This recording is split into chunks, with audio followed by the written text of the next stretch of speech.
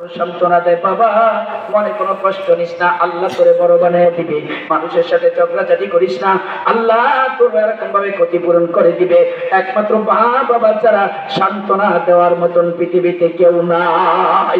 কথা বলা আছে, এই বাপ মার সাথে কোনো বেয়াদবি নাই, মা বাবার সাথে বেয়াদবি করে কেউ বড় হয় নাই, কেউ জীবনে শান্তি পায় নাই, আর মা বাবার খেদমত করে কেউ ছোট হয় নাই।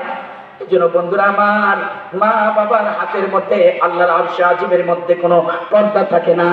মা হাত উঠাইতে দেরি হয়, আল্লাহর দরবারে হাত কবুল হইতে দেরি করে না। খবরদার, এই জন্য বদদুয়ার হাত তোমার পক্ষে নিবা না। মার দোয়ার হাত যেন আল্লাহর আরশে ওঠে, মার দোয়ার হাত যেন তোমার পক্ষে যায়। এর যুবক ভাই, দুনিয়ার টাকা এটা টাকা না, দুনিয়ার পয়সা এটা পয়সা না। বলতে পারো মা বাবা ব্যতীত, মাকে বাদ দিয়ে আমার তো গাড়ি আছে, বাড়ি আছে, বিল্ডিং আছে।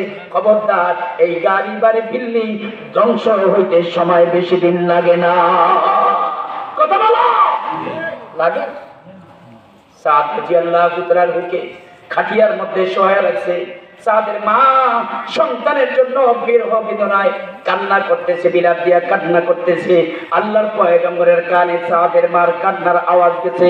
আল্লাহর নবী দৌড়ে আইসা বলে, ও সাদের মা, কান্না করিও না গো মা, ও সাদের মা, কান্না করিও না, তোমার কপালটা বড় ভালো, তুমি একজন জান্নাতি সন্তানকে পেটে ধারণ করেছো গো মা, তোমার কপালটা বড় ধন্য, তুমি একজন জান্নাতি মানুষ পেটে ধারণ করেছো। কিতাবে পাওয়া যায় ওই মা বাবা বড় ধন্য যেই মা বাবার সন্তান আলেম হয়, ওই মা বাবা বড় ধন্য যেই মা বাবার সন্তান কোরআনে হাফেজ হয়, ওই মা বাবা বড় ধন্য যেই মা বাবার সন্তান বাবা মার জন্য হাত উঠায়, ওই মা বাবা বড় ধন্য যেই মা বাবার সন্তান মাতা পিতার জন্য কান্না করে, নামাজি দিনদার হয়, ওই মা বাবার কপাল বড় ভালো। এরে যুবক ভাই, কোন ইলম কালাম নাই, উস্তাদের জুতা টানা খেদমত, উস্তাদের কিছু আদব ছিল রে বাবা, আর মা বাবার দোয়া ছিল। আল্লাহ পাক রব্বুল আলামিন মা বাবার দোয়া, উস্তাদের দোয়ার কারণে, আল্লাহ ওয়ালাদের দোয়ার কারণে সারা পৃথিবীতে আল্লাহ সম্মান আর ইজ্জত বাড়াইয়া দিয়েছে। বলে শেষ করা যাবে না রে বাবা। যখনই মাহফিলে যাই, আমি কোন বড় আলেমের সন্তান না রে বাবা, আমি কোন আল্লাহ ওয়ালার সন্তান না, আমি একজন কৃষকের সন্তান রে বাবা।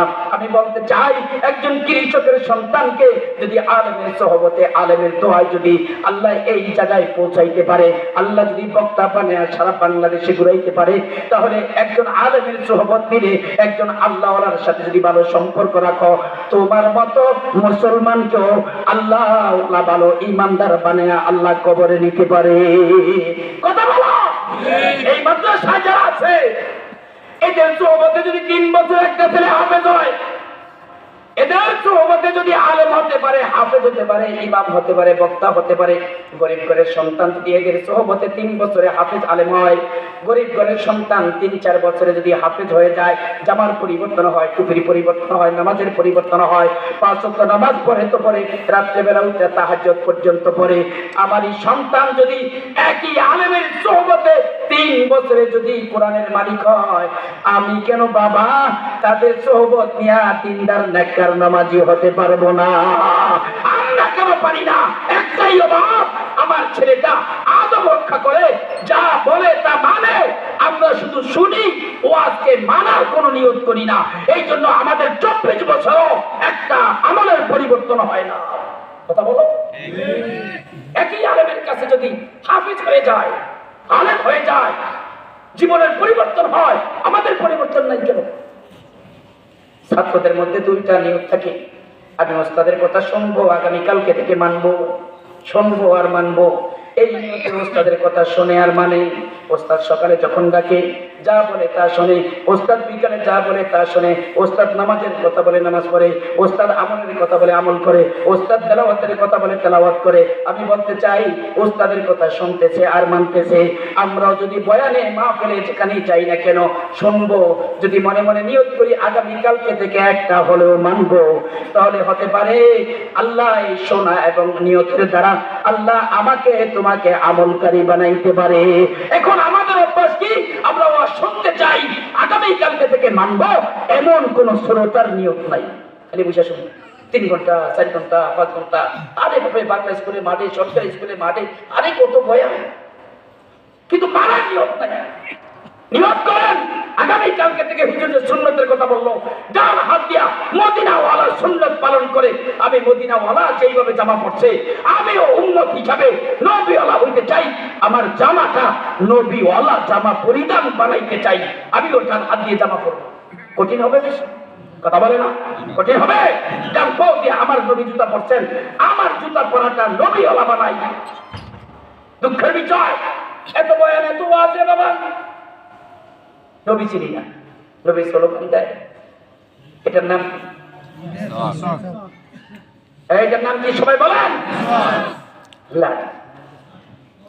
কিছুদিন পরে মেসওয়াক চিনবে না, এটা খুব লাঠি। কেন চিনবে না বলো তো? কি অভাব তোমার আমার ভিতরে? পয়গম্বরের একটা সুন্নাত নাই কেন? কত বড় সুন্নাত তুমি আজ চিন্তা করছো, কত বড় সুন্নাত। আল্লাহর নবী বলেন আমার উম্মতের নারী হোক পুরুষ হোক যারা মেসওয়াক করবে আল্লাহ পাক রব্বুল আলামিন মরণের সময় আল্লাহ তার জবানে কালিমা জারি করে দিবে। আল্লাহু আকবার বলো।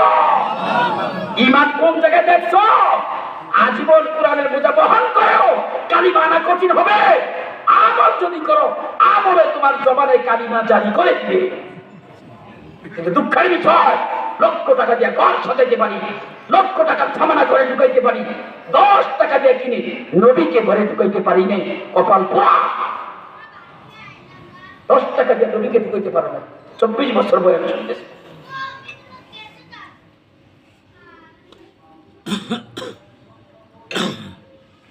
কথা শোনার পরে কি বুঝলাম? পিছনে 10 টাকা দিয়ে কিনি নেই, সামনে আর কিনবো না, বিষয়টা কি এমন? আরে কথা বলেন না। আগামীকালকে কিনা যাবে তো ইনশাআল্লাহ। মেসওয়াক কয় টাকা? 10 টাকা 20 টাকা 20 টাকা দিয়ে নবীকে ঘরে ঢুকাও। নবী বলেন, আম্মা জান আয়েশা বলেন, নবীর শেষ বিদায় মৃত্যু বিছানায় নবীজি শোয়ান। আমাকে নবী ইশারা করে বলে, আয়েশা ওই যে মেসওয়াকটা নাও, মেসওয়াক। আয়েশা গো মেসওয়াকটা নাও। ইশারা বুঝে আয়েশা মেসওয়াক দিলেন। নবীর জবানে কথা বলার কোনো ক্ষমতা নাই, হাতের ক্ষমতা নাই, শরীরটা নাড়াচাড়া করার ক্ষমতা নাই, মৃত্যু বিছানায় শুয়ে আছেন। নবীজি আল্লাহর দরবারে কিছুক্ষণের মধ্যে চলে যাবেন, সকাল ত্যাগ করবেন। এই মুহূর্তে না আয়েশাকে বলেন, আয়েশা মেসওয়াকটা নাও। আয়েশা ইশারা বুঝে মেসওয়াকটা হাতে নিলেন। নবী ইশারা দিয়ে বলে, আয়েশা মেসওয়াকটা মুখে নিয়ে চাবে নরম করার মতন আমি পয়গম্বরের মুখে এতটুকু শক্তি নাই গো আয়েশা, তোমার মুখের মধ্যে নিয়ে মেসওয়াকটা একটু নরম করে আমাকে চাবাইয়া দাও। আম্মা জান আয়েশা বলেন, আমার মুখের মধ্যে মেসওয়াক নিয়ে চাবাইলাম, আমার মুখের মিশ্রিত লালা পয়গম্বরের মুখের মধ্যে নিয়ে নবীজি মেসওয়াক করে দুনিয়া থেকে বিদায় দিলেন। হায় উম্মতের দল, এত বয়ান এত তাফসীর শুনে একটা সুন্নতের আমল কোন মুসলমানদের মধ্যে নেই। ডান হাত দিয়া ঘরে ঢোকা সুন্নত, ডান পাও দিয়া, ডান পাও দেই না বাম পাও দেই। গরু ঘরের মধ্যে গরুও ঢুকে, ডান পাও দেয় না বাম পাও দেয়, গরুও জানে না। আর আমি মুসলমান আমার ঘরে ঢুকি, ডান দিয়ে দেই না বাম দিয়ে দেই, আমিও জানি না আমার গলার গরু ঘরের মধ্যে পার্থক্য কোথায় বলো? খাওয়ার টাইমে গরুও বিসমিল্লাহ বলে না, আল্লাহর নাম নেয় না, খাওয়ার শেষে আলহামদুলিল্লাহ বলে না। আমার আর গরুর মধ্যে পার্থক্য কোথায়? গরু ঘুমায় কোনো দোয়া কালাম নাই, আমিও ঘুমাই কোনো দোয়া কালাম নাই। গরুর ঘুম আর আমার মধ্যে পার্থক্য কোথায়? আল্লাহ তো এমনি এমনি বলে নাই, বাল ঘুমা বল। এই 4 বলা জানোয়ার চেয়ে খারাপ। কেন? গরুকে গরু বলে সেই জন্য জানে না তুই তো মানুষ।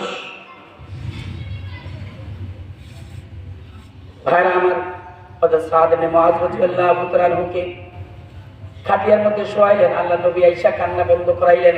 ও সাদের মা, কান্না করিও না, তোমার সন্তানরা জান্নাতি সন্তান। আল্লাহ নবী বলেন, ও সাদের মা শোনো, আল্লাহ পাক রব্বুল আলামিন হাসরের ময়দানে ওঠার পরে আল্লাহ তাআলা একজন বান্দার চেহারা দিকে তাকাইয়া একটা মুস্কি হাসি দিবেন। একজন বান্দার চেহারা দিকে তাকাইয়া আল্লাহ পাক মুস্কি হাসি দিবেন। যে চেহারা দিকে তাকাইয়া মুস্কি হাসি দিবেন ওই চেহারাটার নাম তোমার সন্তান হযরত সাদ। এই জন্য তোমার সন্তানের মর্যাদা বেশি। আল্লাহ নবী সাদকে শোয়া রাখছে খাটিয়ার উপরে। আল্লাহ নবী সাহাবা একরামকে বলে, ও সাহাবীরা, হাজা আব্দুল সালেহ। আল্লাহ নবী ইশারা দিয়ে বলেন, হাজা আব্দুল সালেহ। এ সাহাবীরা, নেককার আল্লাহওয়ালা বান্দা যদি দেখতে চাও, এই সাহাবীর চেহারার দিকে তাকাও। আল্লাহওয়ালা গোলাম পরকালে যায়। আল্লাহ নবী যেই রূপটাকে বলবে আল্লাহওয়ালা, নেককার, নিঃসন্দেহে এই মানুষটা জান্নাতি। তোমাকে আমাকে কি বলবে? আসলে